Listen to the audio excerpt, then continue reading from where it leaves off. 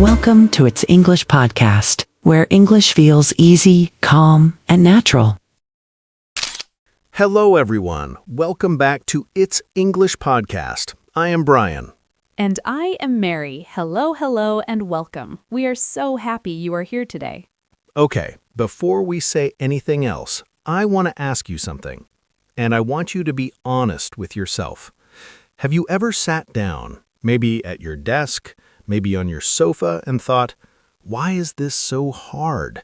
Why can't I just speak? Maybe you felt like giving up. Maybe you even thought, maybe I am just not good at English. If that sounds familiar, and I think for many of you it does, this episode is for you. Today, we are not going to give you grammar rules or vocabulary lists. Today, we are going to talk about feelings, about the real things that stop us when we learn a language. Okay, Mary, let me tell a little story. One time, true story, I was in a conversation class. Real people, real English, very scary. And someone asked me a simple question, a simple, easy question, and I knew the answer. I knew the word, but my brain just disappeared. Complete silence. I looked like this. And everyone was looking at me, and I thought, I study English every day. Why is my mouth not working right now? I think so many learners can picture that exact moment, Brian. That frozen feeling, that panic. It was not my best day. But here's the thing. That feeling, that freeze, it has a name. It is called language anxiety. And it is completely normal. It does not mean you are bad at English. It means your brain is working very hard, and sometimes it gets overwhelmed. Overwhelmed. Oh, that's a good word. Overwhelmed means like too much at one time. Like when you try to do 10 things at the same moment, and your brain says, no, I quit. Exactly. When learners feel overwhelmed, it can look like forgetting words you already know, avoiding conversations, or just feeling like you are not making progress. And progress, that means moving forward, getting better step by step. So, Mary, why do people feel stuck, like really stuck? There are several real reasons, and I want to go through them because I think when you hear them, you will think, oh, that is me. And that's actually a good thing, because when you can name the problem, you can start to fix it. Naming the problem. I like that. Like giving the monster a name, so it's less scary. Exactly. So the first reason people feel stuck is fear of making mistakes. Learners think, if I speak and I make an error, people will laugh at me. They will think I am not intelligent. And so instead of speaking, they say nothing. But here's the thing, and this is important. Every single person who speaks English well today made thousands of mistakes first. Thousands. I still make mistakes. Mary, do you ever make mistakes? All the time. In fact, I remember when I was learning another language, I once tried to say I am hungry, and I accidentally said something very inappropriate. Oh no, what did you say? I'm not going to tell you on this podcast. The point is, mistakes are not the end. They're just part of the road. The second reason people feel stuck is comparison. They look at other learners and think, she already speaks so fluently. Why am I still struggling? Fluently, that means speaking in a smooth, natural way without stopping too much. And struggling means having a hard time with something. Comparison is like poison for motivation. You look at someone else's chapter 10, but you forget you're only on chapter 3. You are not behind. You're just on a different page. That's a beautiful way to say it, Brian. We each have our own journey. And the third reason is perfectionism. This is when a learner thinks, I will speak when my English is perfect. But that day never comes. Because perfect English doesn't exist. Even native speakers make grammar mistakes. Even professors. Okay, I don't want to say who, but trust me, perfect is a trap. The fourth reason is inconsistent practice. Inconsistent means not regular, not every day or every week. You study hard for 3 days, and then you stop for 2 weeks. And then you feel like you forgot everything. And the fifth reason is overthinking grammar. You want to speak, but in your head, you're thinking, is this present perfect or simple past? Should I use a or the? Wait, is this a countable noun? And by the time you figure it out, the conversation has moved on. I did this so much in the beginning. I would be in the middle of a sentence and just stop because I was checking grammar inside my own brain, like a little grammar police officer inside my head. Stop. That is the wrong tense. And that grammar police officer, while well-intentioned, actually slows you down. Real communication is not about perfection. It's about connection. It's about making people understand you.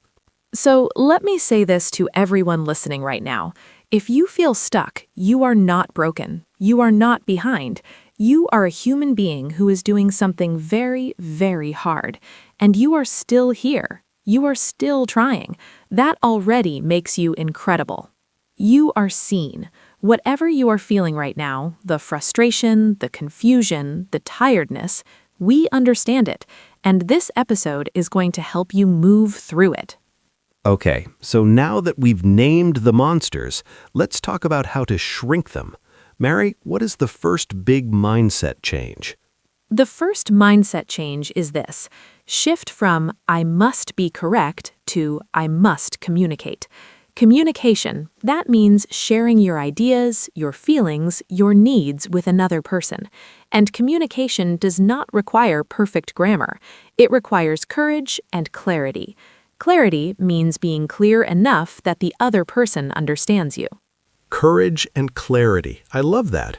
You know, one time I went to a restaurant in another country and I didn't know the word for what I wanted to eat, so I just pointed at the menu and said, "This one. It looks good. Is it spicy?" My grammar was not perfect, but did I get my food? I assume yes? I got a beautiful meal. Communication won. That is the perfect example. The goal is the message reaching the other person. The second mindset change is progress is not linear. Linear means in a straight line, always going up. But language learning is not like that. Some days you feel amazing. You understand everything, you speak well, you feel like a genius. And other days, nothing works. You forget basic words, you feel like you went backwards. I call those days spaghetti brain days. Everything is tangled and messy. That's actually a very accurate description. But those days are not failures. They are part of the process. Your brain is actually reorganizing. It's building stronger connections. The step back is preparing for a bigger step forward. So on a bad English day, instead of saying, "I am terrible at this," try saying, "My brain is working. This is part of learning." Can we say that together, everyone? Go ahead, say it out loud wherever you are. My brain is working. This is part of learning. Yes, I love that. The third mindset change is you do not need to wait until you are ready. Many learners say, I will start speaking when I know more words. But the truth is, you become ready by doing it, not by waiting. Action creates confidence. Confidence doesn't come first, it comes after. I want to say that again because it's so important. Action creates confidence. So you do not wait to feel confident before you speak.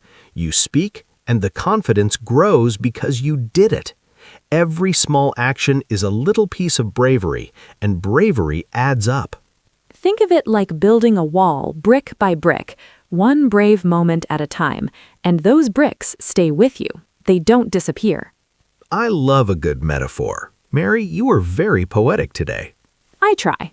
So, to summarize the 3 mindset changes, first, communicate. Don't just try to be correct. Second, accept that progress is not always a straight line. Third, take action now. Do not wait to feel ready. And if you're thinking right now, okay, Brian and Mary, that sounds nice, but how do I actually do this in real life? Don't worry. That's exactly what we're talking about next. Let's talk about 3 action steps. These are simple, realistic things you can start doing today, not tomorrow, today. Action step number 1, the 2-minute morning talk. Every morning, just 2 minutes, before you check your phone, before you brush your teeth, just sit or stand and talk in English, out loud. You can talk about anything. What did you dream about? What is your plan for today? How do you feel? What did you eat last night? 2 minutes does not feel like very long, but over time it builds a habit. A habit, that is something you do regularly without needing to think about it, like making coffee every morning or checking your messages. When speaking English becomes a habit, it starts to feel natural. Natural means easy and comfortable, like something you have done many times. I started doing this, and the first week I sounded terrible. I was saying things like, today I will, go to the shop? Very broken, very slow. But after 2 weeks, I noticed something. My mouth was starting to know what to do, like it was getting trained. That is exactly what is happening. Your mouth and brain are building a pathway together. And the more you use it, the wider and smoother that pathway becomes. Action step number 2, the echo method, or as some people call it, shadowing. This is when you listen to English from a video, a podcast, a film, and you repeat exactly what you hear. You try to copy the rhythm, the speed, the emotion, everything, not just the words, the whole feeling of how they speak. Rhythm is the music of a language. How fast or slow words move, which words are louder, where the pauses are. When you shadow, you're not just practicing words, you're practicing the sound and the flow of real English. You can use our podcast for this. Pause after I say something and try to copy me. Copy my energy. Copy how I stress certain words. For example, if I say, "This is so important," you practice saying it the same way, with the same feeling. Try it. Pause right now and say, "This is so important." Yes. How did that feel? Good, right? Shadowing is especially helpful for pronunciation and for sounding more natural when you speak. Even 15 minutes of shadowing a day can make a noticeable difference within a few weeks. Action step number 3, the courage comment. This one is for all of you listening on YouTube right now. After this episode, I want you to scroll down to the comments and I want you to write something in English. It can be simple. It can be just one sentence. Tell us your name. Tell us where you are from. Tell us one thing you learned today. Or tell us your biggest English challenge. This is real communication. You are writing to real people, to us, to other learners around the world, and that's a real, actual English moment. Even if you worry about your spelling or grammar, write anyway. Everyone in this community is learning. There is no judgment here. And Mary and I read the comments. We really do. So if you write something, we might reply to you. So write that comment right now if you can. It's your courage comment. 3 simple steps. Talk for 2 minutes every morning, practice shadowing, leave a courage comment. Start with 1. You do not have to do all 3 on the first day. Choose 1 and begin. Okay, we've talked about mindset, we've talked about action steps. Now let's get really practical. Let's talk about 4 things you can build into your daily life to grow your English and feel good while doing it. Strategy 1. Daily speaking practice. We already touched on this, but I want to go deeper. The goal is to speak English every single day, even if it is only for a few minutes. Now, I understand that not everyone has an English-speaking friend nearby, so what do? You talk to yourself. No shame. Absolutely zero shame. I talk to myself in English all the time. I narrate my life like a documentary. I walk to the kitchen and I say, "Brian is walking to the kitchen. He is going to make a delicious sandwich. He is very hungry." It sounds silly, but it works. It works because you are putting words to real actions and real experiences. You're not memorizing a word list in a vacuum. You are using language to describe your actual life, and your brain connects the word to the experience much more deeply that way. You can also talk about your day. Describe a photo on your phone, pretend you're giving a tour of your house, or imagine you're explaining your favorite food to someone who's never tried it. Describe the taste, the smell, the texture. Texture, that means how something feels: smooth, rough, soft, crunchy. These little speaking moments add up enormously over time. 1 minute here, 2 minutes there. By the end of the week, you've had a real workout for your English. Strategy 2, the echo technique. But let's go deeper. We talked about this already, but I want to give you a step-by-step. Step 1, choose a short audio or video, something with clear speech. 1 to 2 minutes is perfect. Step 2, listen one time without stopping. Just understand the meaning.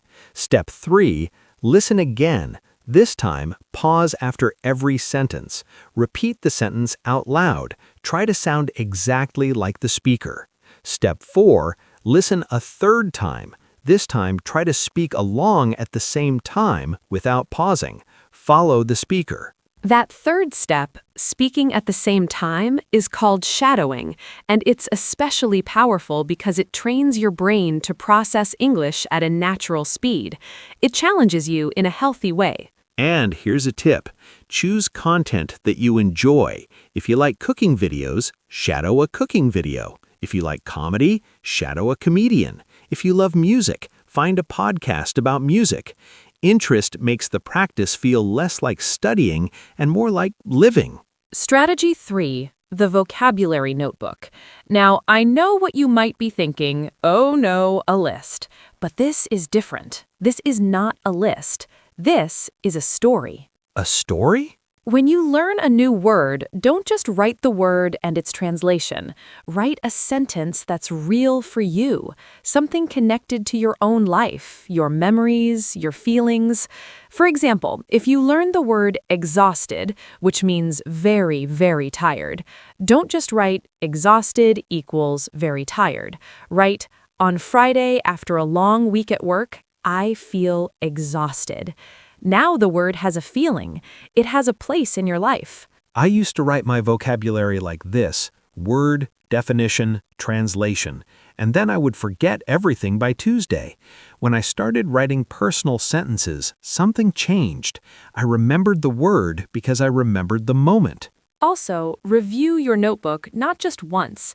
Go back to it after 3 days, then after a week, then after 2 weeks. This technique is called spaced repetition, spreading out your review over time. The brain holds information better when it sees it again and again with small gaps in between. And you can add drawings if you want, little pictures. Don't worry if you can't draw. My vocabulary notebook drawings look like a 5-year-old made them, but they help. Strategy 4, your listening routine. Consistent listening, consistent means regular, happening on a regular schedule, is one of the most powerful things you can do for your English. And the good news is you can do it while you're doing other things. Cooking? Listen to English. Walking? Listen to English. Exercising? Listen to English. Doing the dishes? Listen to English. You're using time you already have. But here's the key. Don't just have it as background noise. Every few minutes, stop and ask yourself, what did I just hear? What was that conversation about? What is one new word I noticed? You don't need to understand everything. If you understand 50%, that's actually perfect for learning. Your brain fills in the rest over time. Start with content that is a little bit easier than you think you need. So if you feel like a B1 learner, start with A2 listening content. When it feels easy and comfortable, move up. Don't throw yourself into content that is so hard it only makes you feel frustrated. And remember, it's okay to grow slowly. I want to say that clearly and directly. It's okay to grow slowly. Language learning takes time, months, sometimes years. That is not a failure. That is simply how the human brain works. Be patient with yourself, the way you would be patient with a good friend who is learning something new. If your friend was learning to play the piano, you wouldn't say, "Why aren't you playing concerts yet? It's been 3 months." You would say, "Wow, look how far you've come. You couldn't even read the notes before, and now you can play a whole song." Talk to yourself like that. Be your own kind teacher. Okay, everyone, it is phrase review time. This is the part where we go back through some of the best phrases we used today and make sure they are locked inside your brain. Are you ready? Repeat these out loud if you can. It really helps. We will say the phrase, explain what it means simply, and give you one quick example. Let's go. Phrase 1. I feel overwhelmed. This means you have too much to handle at one time, too much emotion, too much information, too much pressure. Example, there are so many grammar rules. Sometimes I feel overwhelmed. Repeat it. I feel overwhelmed. Good. You can use this when something feels like too much. It is a very honest and natural phrase. Phrase 2. I am making progress. Progress means you are moving forward, getting better, even slowly. Example, my English is not perfect, but I am making progress every day. Repeat it. I am making progress. This phrase is a good one to say to yourself. Put it on your mirror. Say it in the morning. Phrase 3. I lost my confidence. Confidence is the feeling that you can do something, that you are capable. When you lose it, it means something made you feel unsure or scared. Example, after that difficult conversation, I lost my confidence for a while. Repeat it. I lost my confidence. And the next phrase goes with it perfectly. Phrase 4. I am building my confidence. Building means growing it, piece by piece, not recovering it all at once, but building it through small actions. Example, every time I speak a little English, I am building my confidence. Repeat it. I am building my confidence. Because that is exactly what you are doing right now just by listening to this episode. Phrase 5. It is okay to make mistakes. This one is simple but so important. Mistakes are part of learning.